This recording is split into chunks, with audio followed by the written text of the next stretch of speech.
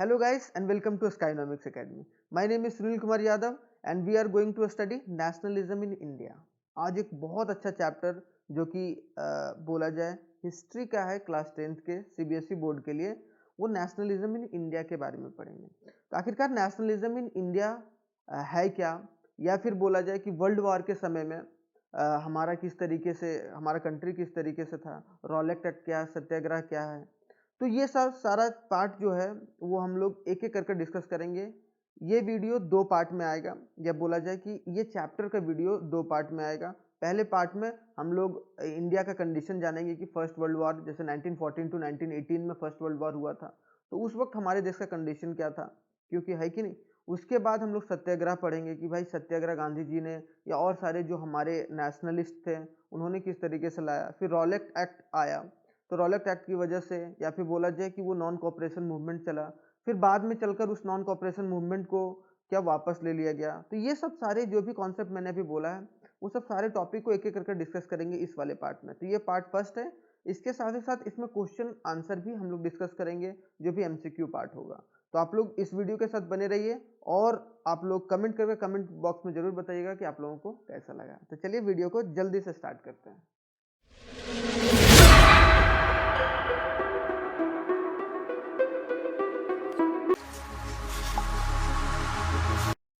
Guys, कैसे हैं आप लोग? आई होप सो आप लोग बहुत अच्छे होंगे और अच्छे तरीके से आप लोगों का एग्जाम वगैरह सारा चीज का प्रिपरेशन बहुत अच्छे तरीके से चल रहा हो। तो आज हम लोग success is not a final and failure is not a fatal. आज एक बहुत सुंदर सा कोट दिया गया यहाँ पर, क्या कि सक्सेस जो है वो फाइनल नहीं है। एक बार आप लोगों को सक्सेस मिल जाता है, मान लीजिए कोई भी चीज में, तो वो एक फाइनल डेस्टिनेशन नहीं है कि भाई वो फाइनल आपका डेस्टिनेशन है, उसके बाद तो कुछ है ही नहीं, जीवन खत्म है कि नहीं, वैसा भी नहीं है। या फिर बोला जाए कि अगर आप फेल हो जाते हैं कोई भी चीज में, तो वो आपका एक बोला जाए कि वो एक दुखी वाला बात नहीं है, ये एक दुखद बात है ही नहीं। तो आखिर है क्या? It is a courage to continue that count, कि आप जो सक्सेस और फेलियर को किस तरीके से आप लेके चलते हैं और सक्सेस और फेलियर किस तरीके से आप आगे लेकर चलते हैं, वो एक बहुत इंपॉर्टेंट रोल प्ले करता है कि आप किस तरीके से आगे जीवन में लेकर सारी चीजों को लेकर चलेंगे, बैलेंस तरीके से कैसे लेकर चलेंगे।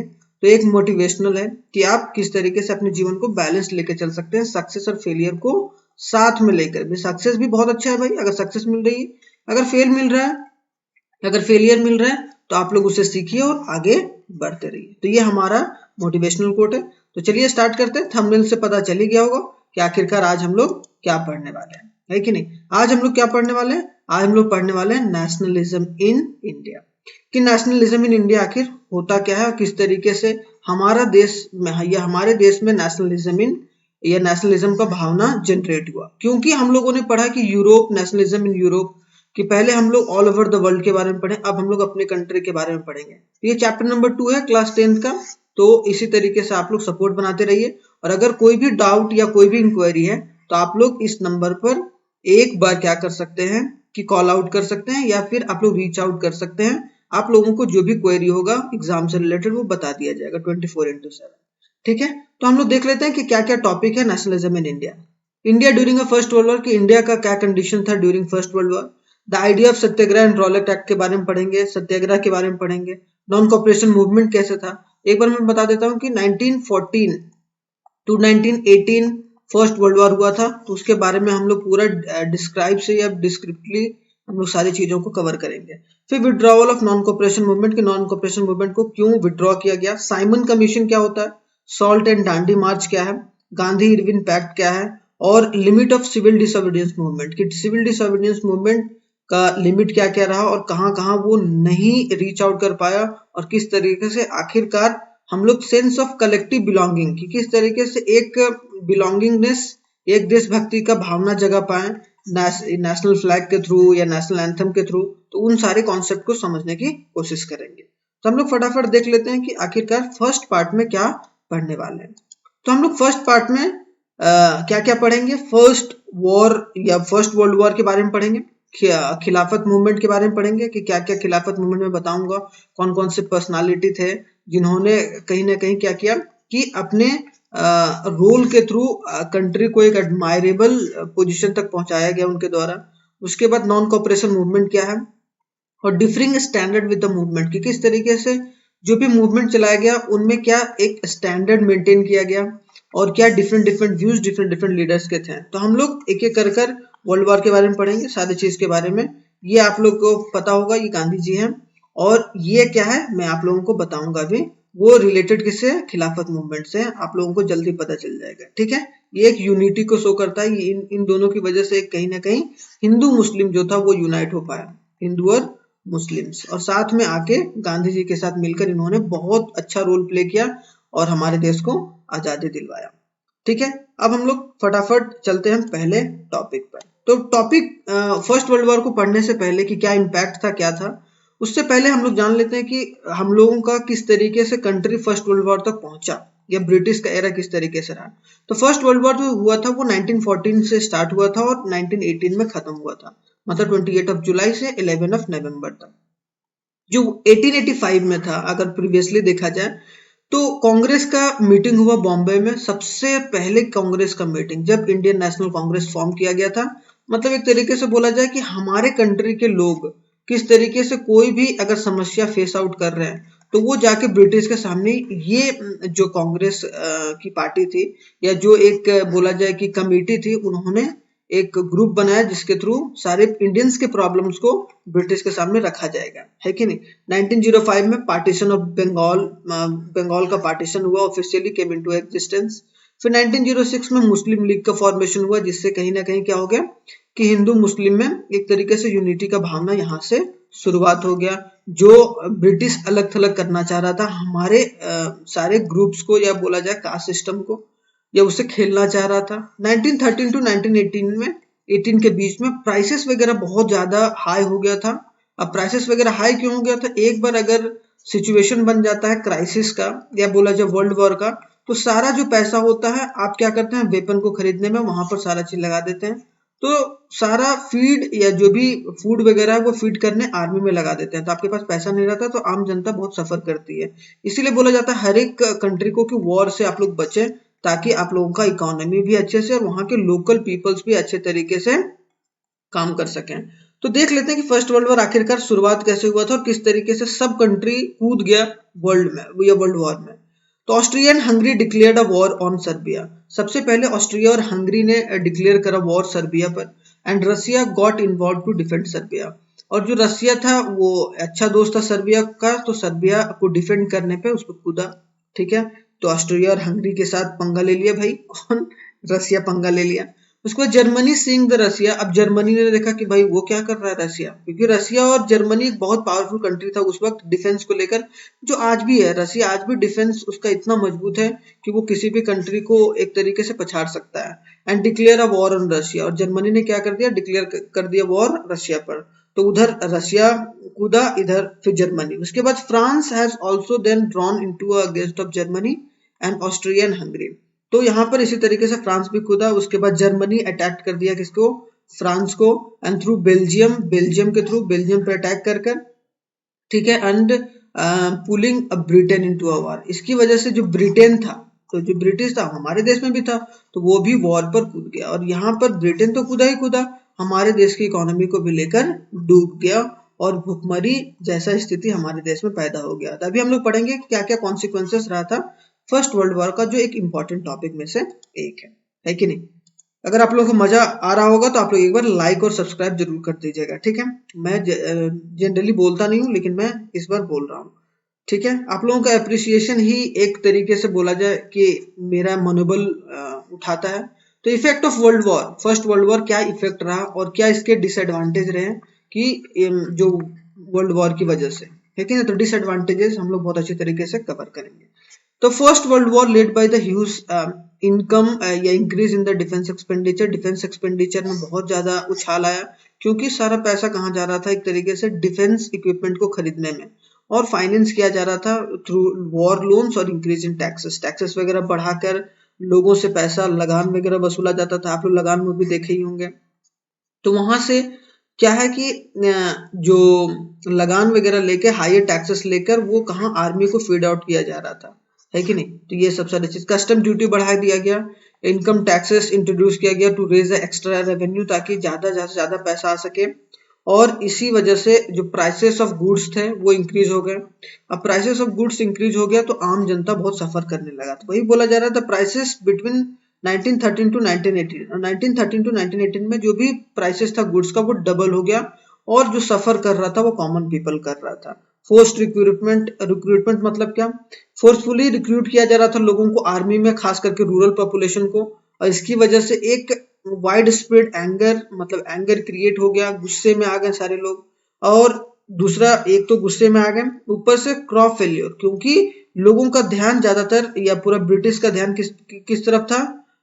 वॉर की तरफ था। तो यहाँ पर हमारे देश में क्रॉप का फेल्योर हुआ और उसकी वजह से एक्यूट शॉर्टेज ऑफ फूड, जो भी फूड का शॉर्टेज होता चला गया, और शॉर्टेज हुआ फूड तो उसका जो मेन जो सफरिंग होता है वो कौन? कॉमन पीपल उसे झेलता है। तो इन्फ्लुएंजा, उसके साथ ही साथ इन्फ्लुएंजा फैल गया एपिडेमिक, पेंडेमिक के पहले, मतलब एक तरीके से महामारी फैल गया और वो एक बहुत बड़ा प्रॉब्लम बन गया, क्योंकि महामारी की वजह से बहुत सारे लोगों का डेथ भी हो गया था और सारा जो इक्विपमेंट्स था, जो भी डिफेंस वगैरह था, वो सब सारा ब्रिटिश यूज कर रहा था वॉर में।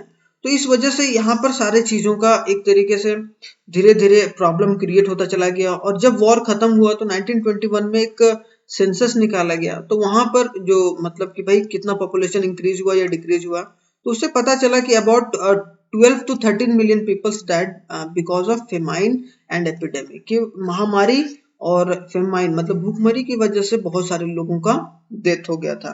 तो ये 12 से 13 मिलियन ये आंकड़े में है और ज्यादा इससे हुआ था, और ये एक बहुत बड़ा इम्पैक्ट छोड़ा हमारे देश में जो फर्स्ट वर्ल्ड वॉर था, क्योंकि इसमें हमारे देश के लोगों का तो कुछ गलती था ही नहीं, सारा गलती ब्रिटिश का था, झेला हमारे देश के लोगों ने, है कि नहीं। अब क्या आइडिया ऑफ सत्याग्रह, आखिरकार what do mean by the satyagraha, कि आइडिया ऑफ सत्याग्रह कब आया और किस तरीके से हमारे देश में पनपा और उसको किस तरीके से किन्होंने आगे लेकर गया। सत्याग्रह कभी भी हम लोग सुनते हैं ना वर्ड, तो वो महात्मा गांधी से डायरेक्टली रिलेट होता है। तो Mahatma Gandhi return to the India in 1915, जब जनवरी 1915 में हमारे देश में वो आए, और जनरली हमारे देश में जब रिटर्न करके आए, कहाँ से? साउथ अफ्रीका में। तो वो बहुत पहले ही फेमस थे कि कोई कॉमन प्रॉब्लम को किस तरीके से हटाया जाए। तो his heroic fight for the India's in the South Africa was well known, कि जो उनका हीरोइक फाइट था साउथ अफ्रीका में वो सारे लोगों उसे परिचित थे। और his noble method of mass agitation, और वो मास एजिटेशन को कैसे सॉल्व किया जाए, मास प्रॉब्लम को, ऐसा प्रॉब्लम जो मास लोगों को हो रहा, मतलब बहुत सारे लोगों को हो रहा, उनको as a in the form of satyagraha उसको ईल्ड करके, मतलब सत्याग्रह में कन्वर्ट करके वो अच्छा रिजल्ट वहां पर निभा पाए थे। तो ये एक बहुत बड़ा मेजर उनका एक पॉजिटिव था, जिसकी वजह से हमारे देश में भी सत्याग्रह पनपा। तो idea of Satyagraha emphasis the power of truth, और इनका ये मानना था कि पावर ऑफ ट्रूथ, सच्चाई के रास्ते पर, अगर कोई सच्चाई को ढूंढ रहा है तो वो सत्याग्रह के रास्ते पर चले, उसमें कोई दिक्कत वाली बात नहीं है। इसी के सिलसिले में भारत ने यहाँ आके वो देखे कि भाई यहाँ पर भी तो किसानों का हालत खराब है और ज्यादातर लोग किसानी पर ही निर्भर करते हैं। तो 1916 में वो चंपारण गए, बिहार में बिहार के किसानों से मिले, और बिहार के किसानों से मिलकर कहीं ना कहीं उनको लगा कि भाई यहाँ पर कैश क्रॉप ज्यादा उगाया जा रहा है। कैश क्रॉप वैसा क्रॉप होता है जिससे कहीं ना कहीं एक बार वो अपने खेत पर अगर उगा दे तो वो 2-3 साल खेती नहीं हो पाता है। जैसे नील की खेती, जिससे मतलब कपड़ा वगैरह नहीं होता,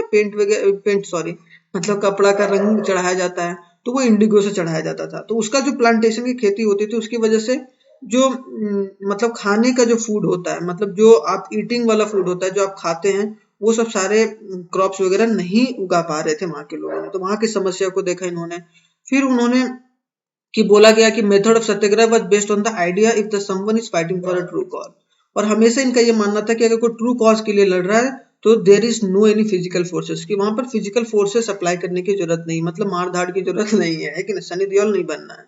उनका ये मानना था कि भाई सच्चाई से, नॉन वायलेंस तरीके से भी हम लोग एक जो भी लड़ाई है उसे लड़ सकते हैं। तो Gandhi ji believe that satyagrahi could win the battle through the non violence, और उनका बहुत ही एक मेन धारणा था कि नॉन वायलेंस तरीके से भी वो एक सच्चाई से लड़ सकते हैं, without being aggressive and revengeful, कि बिना बदला लिए हुए और बिना एग्रेसिव हुए।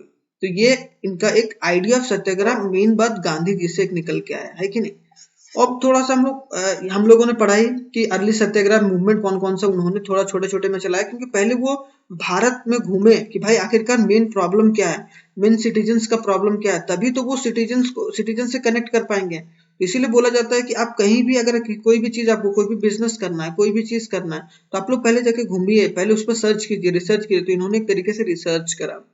तो पिजन चंपारण में गए 1916 में, 1917 में वो खेड़ा डिस्ट्रिक्ट गुजरात में गए, वहां के पिजन से मिले, मिल के वर्कर से मिले, ये अहमदाबाद में वहां छोटी छोटी सत्याग्रह किए।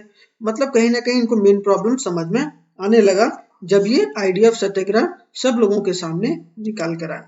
तो आई होप सो यहाँ तक सारी बातें क्लियर होंगी। तो उसके बाद जो आता है मेन टॉपिक में से एक, कि यहाँ से जो होता है वो सत्याग्रह का इंपॉर्टेंस और बढ़ जाता है कि नहीं।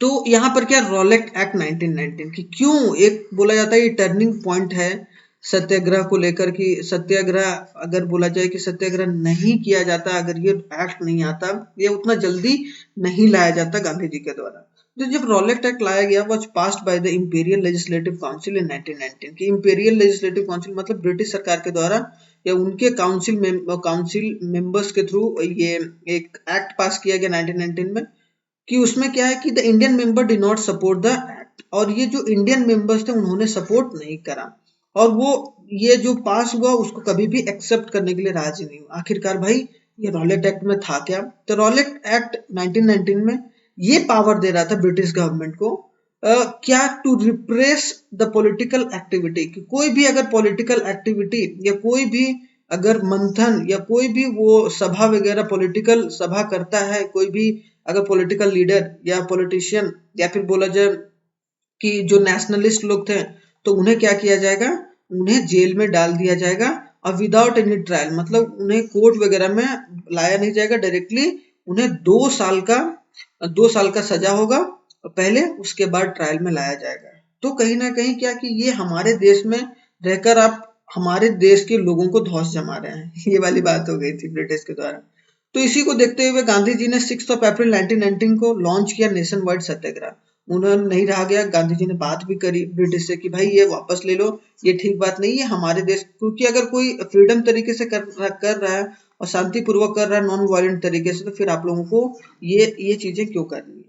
तो इन्होंने एक सत्याग्रह लॉन्च कर दिया and call for the strike, और ये कि भाई सब लोग स्ट्राइक पर चले जाओ, कोई काम नहीं करेगा, ब्रिटिश के लिए कोई काम नहीं करेगा। और 6 अप्रैल में ह्यूज रिस्पांस मिला इनको जब इन्होंने ये लॉन्च करा, और जो भी वर्कर्स थे, चाहे वो रेलवेज पे शॉपकीपर्स थे, सारे लोग अपनी दुकानें वगैरह बंद करके स्ट्राइक पर आ गए कि भाई अब गांधी जी के साथ हैं हम लोग, और इसी तरीके से हम लोग इनके बातों को नहीं मानेंगे। तो ये कहीं ना कहीं धरना प्रदर्शन स्ट्राइक वगैरह आज की बात नहीं है, बहुत पहले से चलता आ रहा है, वो एक कोई भी पावर को हिला सकता है कि नहीं। तो British administration decided to clamp down on the nationalist and several local leaders were arrested. Clamp down मतलब उनको जकड़ना शुरू किया, नेशनलिस्ट लोग जो भी सभाएं वगैरह कर रहे थे, पॉलिटिकल एस्पेक्ट कर रहे थे, तो यहाँ शांति से सभा हो रहा है, लेकिन ये लोग क्या है कि भाई शांति से करने नहीं दे रहे थे, जो भी शांति से कर रहा था उसको पकड़ पकड़ के ये लोग जेल में डाल रहे थे। और यहाँ तक कि गांधी जी को भी मना कर दिया गया कि आप दिल्ली में एंटर नहीं कर सकते हैं, उनको एक तरीके से पाबंदी लगा दिया गया, उन पर एक ऑर्डर इशू कर दिया गया कि गांधी जी अगर दिल्ली एंटर करेंगे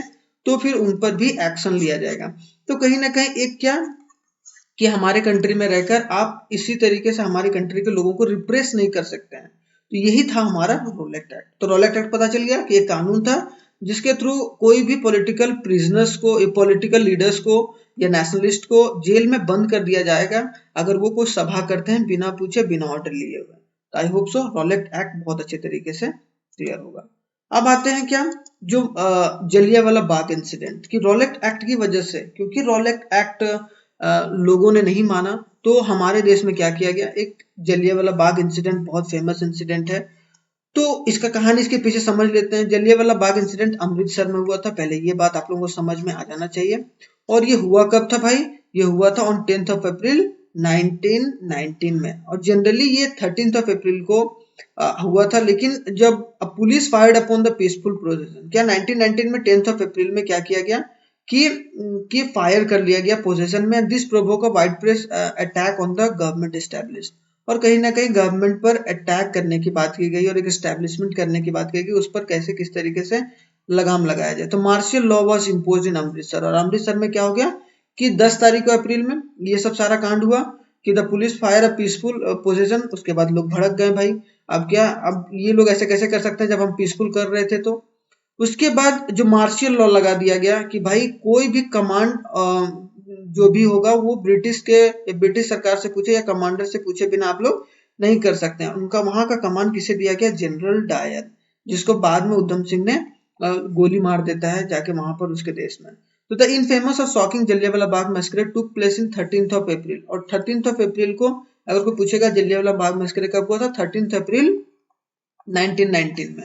ये एक मेमोरियल बनाया गया है जो भी हमारे लोगों को याद करते हुए, है कि नहीं। तो यहाँ पर द डे ऑफ बैसाखी, और उस दिन क्या था, बैसाखी था। लोहरी वगैरह हम लोग मनाते हैं ना अलग अलग देशों में, सेम उसी तरीके से पंजाब में उस दिन क्या था, बैसाखी था, जो सेलिब्रेट करने के लिए लोग एक साथ इकट्ठा हुए थे। A crowd of villagers came to participate in a fair in a Jallianwala Bagh, और जलियांवाला बाग एक जगह का नाम था। वहां पर एक मेले के रूप में सब लोग साथ में आए थे। वहीं पर उन लोगों के द्वारा प्लान बनाया गया था कि भाई वहीं आके डिस्कशन डिबेट करेंगे एक फेयर के रूप में, तो ब्रिटिश नहीं रोकेगा, एक प्लान तैयार किया। लेकिन जनरल डायर क्या किया, ब्लॉक द एग्जिट पॉइंट, की जो भी एग्जिट पॉइंट था उसे ब्लॉक कर दिया, और open fire on the crowd, और वो क्या कर दिया, ओपन फायर, सबको गोली चलाने का आदेश दे दिया, और उससे बहुत सारे लोग, hundreds of peoples were killed, बहुत सारे लोग मारे गए।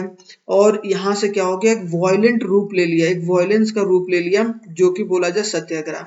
वॉयलेंस का रूप मतलब एक तरीके से लोगों ने कि भाई अब तो ब्रिटिश को नहीं छोड़ेंगे या ब्रिटिशर्स को नहीं छोड़ेंगे। तो इसी वजह से महात्मा गांधी जी ने क्या बोला कि भाई नहीं, ये गलत हो रहा है, ठीक है, उन्होंने अगर वो कांड करा है तो क्या कि हम लोग फिर से वापस इन लोगों को जवाब नहीं देंगे, हम लोग शांति तरीके से प्रोटेस्ट करेंगे। लेकिन वायलेंस को देखते हुए गांधी जी ने जो भी सत्याग्रह स्टार्ट करा था रॉलेट एक्ट को आने के बाद, वो उन्होंने वापस ले लिया। बोला कि हम लोग शांतिपूर्वक चाहते हैं, हम लोग कोई मार काट नहीं चाहते हैं जिसके थ्रू हमारा कंट्री का एक इन्वायरमेंट डिस्टर्ब हो। तो I hope so Jallianwala Bagh massacre भी क्लियर होगा। अब आते हैं, इसी को अगर आगे थोड़ा सा बढ़ाया जाए तो एक मोस्ट इंपॉर्टेंट खिलाफत मूवमेंट, कि हमारे देश में खिलाफत मूवमेंट लाया गया। और ये बोला जाता है कि सत्याग्रह को लेकर, या फिर बोला जाए जब जलियांवाला बाग मैसेकर हुआ उसके बाद कहीं ना कहीं जो फर्स्ट वर्ल्ड वॉर के इम्पैक्ट से जो ऑटोमन एम्पायर को खत्म किया गया था ब्रिटिश के द्वारा, तो वहां ये दो लीडर माने जाते हैं जो कि खिलाफत मूवमेंट को लीड कर रहे थे, मोहम्मद अली एंड शौकत अली। मैंने बताया ना कि मोहम्मद अली और शौकत अली, मैंने उस समय बताया कि इन्होंने एक तरीके से मुस्लिम्स को एक साथ किया, और मुस्लिम्स को एक साथ करने के बाद ये गांधी जी से मिले, और हिंदू और मुस्लिम एक साथ इकट्ठा हो सका, और हमारे देश में उसी तरीके से आगे लेकर चला गया। इसीलिए आज भी एक तरीके से यूनिटी दिखता है। वो अलग बात है कि पॉलिटिकल लीडर्स लोग थोड़ा सा अपनी रोटियां सेकते हैं, लेकिन उससे कोई फर्क नहीं पड़ता है हमारे जनता को। तो द खिलाफत issues gave allow the Mahatma Gandhi, जो खिलाफत इशू जो है, मतलब जो खिलाफत, ये अभी पढ़ेंगे खिलाफा के सामने क्यों खिलाफत मूवमेंट रखा गया। तो जब खिलाफत मूवमेंट चलाया गया इन शौकत अली और मोहम्मद अली के द्वारा, तो महात्मा गांधी जी को एक मौका मिला कि जिससे हिंदू और मुस्लिम एक साथ आ सके, कॉमन प्लेटफॉर्म मिल सके, दोनों भारत के लिए लड़ सके, ठीक है। तो जो खिलाफत मूवमेंट 1919 से 1924 में इशू हुआ था, पैन इस्लामिक जो भी पॉलिटिकल प्रोटेस्ट कैंपेन लॉन्च किया गया था मुस्लिम्स को in British India to influence the British government and to protect the Ottoman Empire aftermath of the, Ottoman Empire को बचाने के लिए जो टर्की का था, Ottoman Turkey was badly defeated, वो बैडली डिफीट हार गया था फर्स्ट वर्ल्ड वॉर की वजह से। और there is a rumour that a harsh peace treaty likely to be impose, और ये रूमर था कि जो ट्रीटी है जो साइन किया जाएगा हारने के बाद, नहीं होता हारने के बाद भाई क्या आप समझौता करोगे, तो समझौता में ये इन लोगों को पता चला, रूमर था कि भाई कोई हार्श इस्लामिक वर्ल्ड पर आएगा। तो इस्लामिक वर्ल्ड जो खलीफा था वो एक स्पिरिचुअल हेड था, वो was a spiritual head of Islamic world. उन्होंने एक तरीके से खिलाफा के खिलाफ एक तरीके से खिलाफत मूवमेंट लॉन्च किया गया इन लोगों के द्वारा कि वो जो भी स्पिरिचुअल हेड है उनको प्रोटेक्ट किया जाए, हमारे देश में ऑटोमन एम्पायर को प्रोटेक्ट किया जाए। तो खिलाफत committee was formed in Bombay, और खिलाफत कमेटी फॉर्म किया गया बॉम्बे में, कांग्रेस कमेटी के साथ थोड़ा सा डिस्कशन डिबेट किया गया। And in March 1919 to defend a खलीफा, ताकि खलीफा को डिफेंड किया जा सके जो एक इस्लामिक लीडर है, क्योंकि उनको एक तरीके से दबाव दिया जा रहा था, उससे हो सकता था कि इस्लामिक कल्चर डिस्टर्ब हो और हमारे देश में भी इम्पैक्ट पड़े, क्योंकि ब्रिटिश फिर लड़वाने की कोशिश करता है। This continue has a leader like a brothers, और ये एक लीडर यहाँ पर मोहम्मद अली और शौकत अली के रूप में, और इन्होंने बहुत मास एक्शन के थ्रू यूनाइट किया लोगों को। तो at Calcutta session, the Congress in the September 1920 resolution was passed to launch a non-cooperation movement in support of खिलाफत movement. ये खिलाफत movement के साथ ही साथ नॉन कोऑपरेशन मूवमेंट को भी लॉन्च कर दिया गया। इससे क्या हो गया कि हमारे देश का फायदा हो गया और उनका ऑटोमन एम्पायर जो खिलाफा जो स्पिरिचुअल हेड थे उनको भी एक प्रोटेक्शन मिल गया। तो आई होप सो आप लोगों को पता चल गया हो तो खिलाफत मूवमेंट किस तरीके से आगे बढ़ा और किस तरीके से एग्जिस्टेंस में आया। तो इसके बाद आता है जो मेन टॉपिक, ये सब सारी करने के बाद जो आता है नॉन कोऑपरेशन मूवमेंट।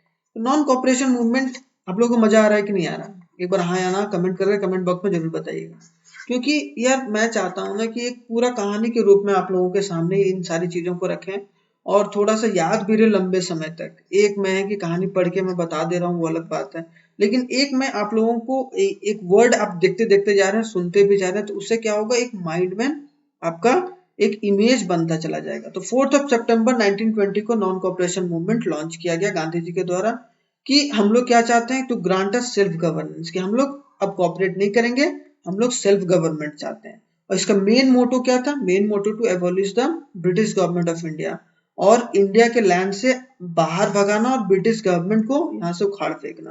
तो इस तरीके से एक मास मूवमेंट में क्रिएट हुआ और गांधी जी ने एक बहुत अच्छे तरीके से सत्याग्रह करने फेल होने के बावजूद भी इन्होंने एक नॉन कोऑपरेशन मूवमेंट को एक मास मूवमेंट में बदल दिया। और उन्होंने एक बुक में भी लिखा था हिंद स्वराज में 1909 में कि अगर अभी तक अगर ब्रिटिश हमारे देश में है तो वो इसलिए है क्योंकि हमारे देश के लोग हैं वो कॉपरेट करके चल रहे हैं। जिस दिन हमारे देश के लोग कॉपरेट करना बंद कर देंगे, ये बोला जा रहा है, if the Indians begins to refuse to cooperate, British ruler will have a no other way to leave India, कि उसको छोड़ना ही छोड़ना पड़ेगा, उसके अलावा कोई चांस ही नहीं है कि नहीं? ये सब सारी चीजें पता चलता है नॉन कोऑपरेशन मूवमेंट के थ्रू। तो यहाँ बोला गया कि सम प्रपोजल रखा गया कि भाई हम लोग नॉन कोऑपरेशन मूवमेंट ब्रिटिश के सामने मांग रखा गया। पहला, surrender the titles which are awarded by the British government. वहां पर लॉन्च किया गया, बोला गया अपने सब वर्कर्स को कि जो भी टाइटल्स या जो भी पद दिया गया है आपको ब्रिटिश सरकार के द्वारा उसे आप लोग छोड़िए। और दूसरा क्या, boycott the civil services, army, police, courts, legislative councils and schools वगैरह लीव कर दीजिए। आर्मीज वगैरह उससे कोई फायदा नहीं है, न पुलिस वगैरह आप लोग जो भी पोस्ट पर है, कोर्ट वगैरह छोड़ दीजिए। लेजिस्लेटिव काउंसिल में अगर काम कर रहे होंगे तो वो छोड़ दीजिए। बाइकआउट फॉरेन गुड्स की, अगर आप विदेशी सामान खादी इस्तेमाल करना शुरू कीजिए। और full fledge civil disobedience movement भी बाद में चलकर जब नॉन कोऑपरेशन मूवमेंट को वापस लिया गया, अभी हम लोग पढ़ेंगे कि नॉन कोऑपरेशन मूवमेंट को क्यों वापस लिया गया। उसके बाद एक सिविल डिसोबीडियंस मूवमेंट की, अब कुछ नहीं, अब डिसोबीडियंस मूवमेंट शुरू किया गया था लास्टली, जिसके थ्रू हम लोगों को एक अलग तरीके का रिफॉर्म देखने को मिला और हम लोग आजाद हो पाए। तो आखिरकार क्या रीजन था जिसकी वजह से जो नॉन कोऑपरेशन मूवमेंट था उसे बंद करना पड़ा या कॉल ऑफ करना पड़ा गांधी जी को? सबसे मेन रीजन था चौरी चौरा वाला केस, जिसमें क्या हो गया था, the mass movement was called off by the leader Mahatma Gandhi. Mahatma Gandhi के द्वारा कॉल्ड ऑफ कर दिया गया इसे भी, जिस तरीके से सत्याग्रह वाला किया गया था। क्यों सत्याग्रह? क्योंकि वो जलियांवाला बाग मैसेकर हो गया था, इसकी वजह से, और पूरा एक डाइवर्जन फैलता चला गया था। तो rise of Chaura Chauri incident was main reason behind the ending of this movement. तो चौरी चौरा को मेन इंसिडेंट माना गया जिसकी वजह से गांधी जी ने, क्योंकि यहाँ भी एक तरीके से वॉयलेंस निकल के आ गया था, मतलब लोग उतावले हो गए, मतलब उतावले हो गए थे कि भाई अब क्या है कि अब ब्रिटिश को नहीं छोड़ेंगे फिर से। अब वायलेंट मॉब, यहाँ पर बोला गया कि वायलेंट मॉब ने क्या करा, एक पुलिस स्टेशन में ही आग लगा दिया and more than 20 police where killed, और उसमें 20 पुलिस वाले मारे गए जिसमें इंडियंस भी होंगे, जाहिर सी बात है। तो उस मारने की वजह से वहां पर एक बहुत बड़ा एक नहीं होता है कि देखो भगत सिंह अपने जगह पर ठीक थे और सारे राजगुरु अपने जगह पर ठीक थे, लेकिन इनका ये मानना था, मैं इनका पर्सपेक्टिव बता रहा हूँ क्या हिस्ट्री में है, ठीक है, हिस्ट्री के पर्सपेक्टिव से इनका ये मानना था कि भाई हम किस तरीके से नॉन वायलेंस तरीके से किस तरीके से हम लोग आजादी ले सकते हैं। तो थ्रू अहिंसा, अहिंसा का मतलब क्या है कि हम लोग बिना मार काट के आगे बढ़ेंगे और हम लोग आजादी लेंगे। तो हिस्ट्री ऑफ दिस, अगर हिस्ट्री के बाद देखा जाए तो उसमें बहुत सारे लोग थे जिन्होंने इसको फेवर नहीं करा, जैसे CR दास, मोतीलाल नेहरू भी अगेंस्ट थे कि भाई ये मूवमेंट को हम लोगों को रोकना नहीं चाहिए और आगे बढ़ाते चलना चाहिए। डिफरेंट स्टैंडर्ड या स्टैंड्स विद द मूवमेंट की डिफरेंट डिफरेंट स्टैंड्स क्या थे इसको लेकर। तो नॉन कॉपरेशन खिलाफत मूवमेंट बिगेन 1921 में वेरियस सोशल ग्रुप्स पार्टिसिपेट किया गया था और खास करके सारे लोग क्या स्वराज के लिए, क्या अपने देश की आजादी के लिए लड़ रहे थे। हिंदू मुस्लिम का यूनिटी हुआ, तो ये सब सारा डिफरेंट एक पर्पस निकल के आया जिसमें पहली बार हिंदू मुस्लिम साथ में पार्टिसिपेट किए और एक नॉन कॉपरेशन मूवमेंट को चलाया गया, लेकिन लास्ट में इसे बंद करना पड़ा। तो आई होप सो आप लोगों को पता पूरे रीजन आ गए होंगे। अब थोड़ा सा देख लेते हैं, छोटी छोटी रिवॉल्ट भी किया गया था हमारे देश के द्वारा। अब कौन कौन सा मूवमेंट चलाया गया था, तो एक अवध में मूवमेंट चलाया गया था, peasants movement in Awadh which is led by Ramchandra. ये थोड़ा बहुत इंपॉर्टेंट है, उतना ज्यादा इंपॉर्टेंट नहीं है। एक सन्यासी थे और ये फिजी से वापस आए थे। तो कहीं ना कहीं इन्होंने क्या करा कि जो भी रिडक्शन इन रेवेन्यू के लिए इन्होंने पीजेंट्स का डिमांडेड क्या था इनका कि रेवेन्यू में आप कटौती करो, एबॉलिशन ऑफ बेगर्स और social boycott of oppressive landlords, और जो लैंडलॉर्ड्स थे जो जमींदारी सिस्टम में तरीके से उनको खत्म करने की बात किया गया था। फिर ट्राइबल्स पीजेंट्स को लेकर भी महात्मा गांधी जी ने आइडिया ऑफ स्वराज दिया कि भाई वो लोग जो आप प्रिवेंट कर रहे हैं, उन लोग को आप फॉरेस्ट नहीं जाने दे रहे हैं, उनके कैटल्स को आप चरने नहीं दे रहे हैं कि भाई उनका जो कैटल से गाय भैंस बकरी वो जंगल में जाके नहीं कुछ अपना दाना पानी खाएगा तो वो आखिरकार कहाँ से लाएगा। फ्रूट्स वगैरह नहीं जंगल में तोड़ने दिया जाता था, फायरवुड नहीं लाने दिया जाता था।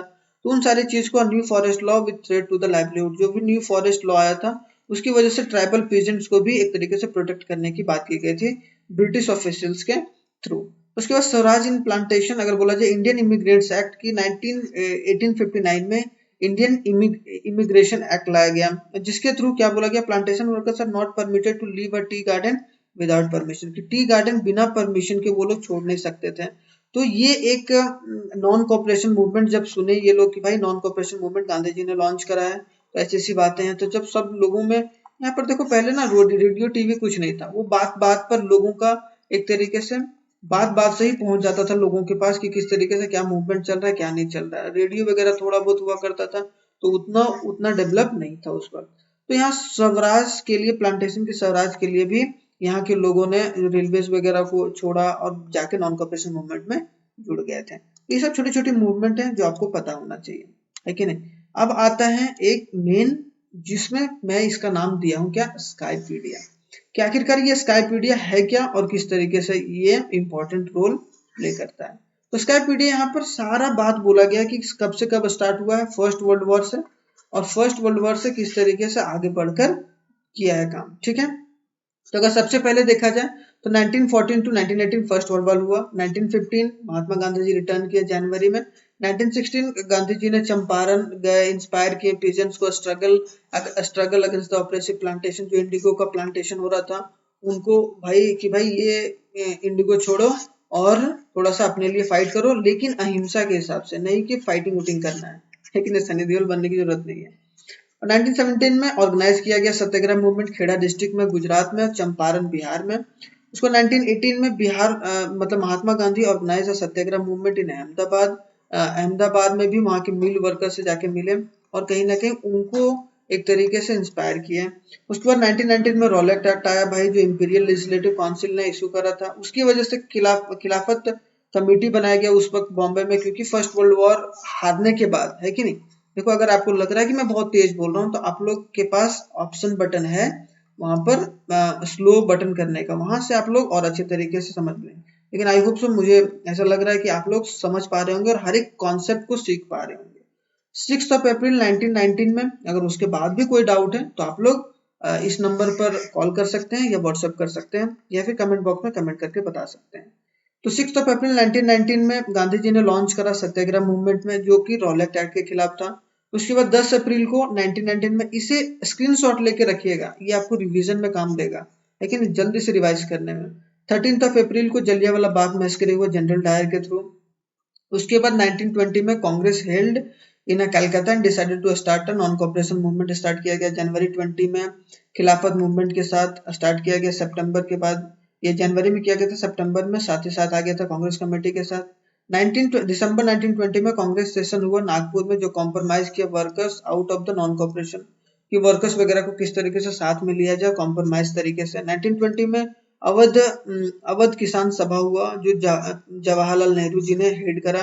उसके बाद 1921 में नॉन कॉपरेशन मूवमेंट अच्छे तरीके से स्टार्ट हो गया, पूरे कंट्री में फैलता चला गया। और 1922 में फिर से चौरा चौरी वाला केस हुआ और फिर उसे वापस ले लिया गया नॉन कॉपरेशन मूवमेंट को। तो आई होप सो आप लोगों को पूरे अच्छे तरीके से यहाँ पर क्लियर होगा। ठीक है, अगर कोई भी डाउट है इसके बाद तो आप लोग जाके एक बार कमेंट बॉक्स में कमेंट कर सकते हैं। ठीक है, अब आते हैं थोड़ा सा एमसीक्यू, जल्दी से जान लेते हैं। अगर आप लोग बहुत अच्छे तरीके से पढ़े तो इसका आंसर एक बार फटाफट दीजिएगा, मैंने आंसर भी दे रखा है। तो यहाँ पर बोला गया चूज द क्रोनोलॉजिकल ऑर्डर। यहाँ पर बोला कमीशन ऑफ साइमन कमीशन कब आया था, साइमन कमीशन अभी तक पढ़ा ही नहीं है। साइमन कमीशन 1928 में आया था, क्योंकि वो सब काम हो गया था जब नॉन कॉपरेशन मूवमेंट थोड़ा सा हो गया था, सिविल डिसोबीडियंस मूवमेंट, उसके बाद लास्टली साइमन कमीशन का गठन किया गया था। Demand of Purna Swaraj in Lahore and session of Indian National Congress. Champaran satyagraha कब हुआ था, गवर्नमेंट ऑफ इंडिया। तो पहले सबसे पहले चंपारण सत्याग्रह हुआ था 1917 में, गवर्नमेंट ऑफ इंडिया एक्ट 1919 में आया था। कमिंग ऑफ साइमन कमीशन 1928 और पूर्ण स्वराज जो हमारा 1929 में डिमांड किया गया था। तो I hope so answer number D correct है, जो आपका सीक्वेंस है। सीक्वेंस वाला क्वेश्चन एक ना एक जरूर आएगा। ठीक है, इसके बाद क्या है, इसके बाद है in which of the following Indian National Congress session, कि कौन से सेशन में आइडिया ऑफ नॉन कॉपरेशन को एक्सेप्ट किया गया। तो इसका सिंपल सा आंसर है कैलकाटा वाले सेशन में। यहाँ मैंने डिस्क्रिप्शन भी दे दिया, 1920 में इसे एक्सेप्ट किया गया था। आई होप सो ये भी आप लोगों का क्लियर होगा। एक बार अच्छे तरीके से देखिएगा रुक के, तो आप लोगों को मजा आएगा और समझ में भी आएगा। यहाँ पर बोला गया कि what did the Rowlatt act 1919 क्या प्रिज्यूम कर रहा था, वो क्या कर रहा था कि पॉलिटिकल प्रिजनर को विदाउट ट्रायल 2 साल तक जेल में रहना पड़ेगा। ठीक है, तो उसको प्रिजर्व करेंगे। तो option number A is correct. ठीक है, arrange the following correct sequence में, कि भाई किस तरीके से फॉर्मेशन ऑफ मुस्लिम लीग कब हुआ था, फर्स्ट वर्ल्ड वॉर कब हुआ था, फर्स्ट मीटिंग कब हुआ था नेशनल कांग्रेस इन बॉम्बे का, और through the war prices increase double कब हुआ था। तो पहला first meeting of Indian National Congress in Bombay हुआ था 1885 में, जो मैंने सबसे शुरुआत वाले स्लाइड में बताया था। फॉर्मेशन ऑफ मुस्लिम लीग 1906 में, फर्स्ट वर्ल्ड वॉर 1914 में, और 1918 में प्राइस डबल हो चुका था 1918 तक आते आते। तो ये चीज एक बहुत बड़ा role, option number D correct है हमारा। ठीक है, अब चलते हैं नेक्स्ट वाले क्वेश्चन में। नेक्स्ट वाला क्वेश्चन क्या है, थोड़ा सा यहाँ पर लॉन्ग आंसर क्वेश्चन भी मैंने दे दिया, एक बार आप लोग पढ़िएगा इसको।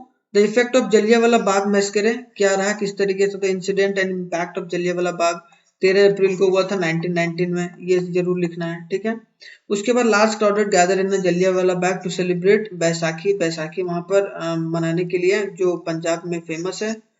ठीक है, तो बैसाखी फेयर में जनरल डायर ने एंटर किया, वो ब्लॉक किया एग्जिट और वहां पर फायरिंग किया, उससे बहुत सारे लोग मारे गए। इसका इम्पैक्ट क्या रहा, न्यूज बहुत ज्यादा स्प्रेड हुआ, स्ट्राइक हुआ, अटैक हुआ गवर्नमेंट बिल्डिंग पर, सरकारी बिल्डिंग पर, और वो ब्रूटल और सत्याग्रही ने फोर्स करा to rub the noses on the ground. और कहीं ना कहीं सत्याग्रही जो भी थे वो कहीं ना कहीं उन्होंने were force to rub their noses on the ground, और इतना तंग किया गया ब्रिटिश के द्वारा कि वो कहीं ना कहीं हमारे देश के लोगों पर नेगेटिव इंपैक्ट डाला।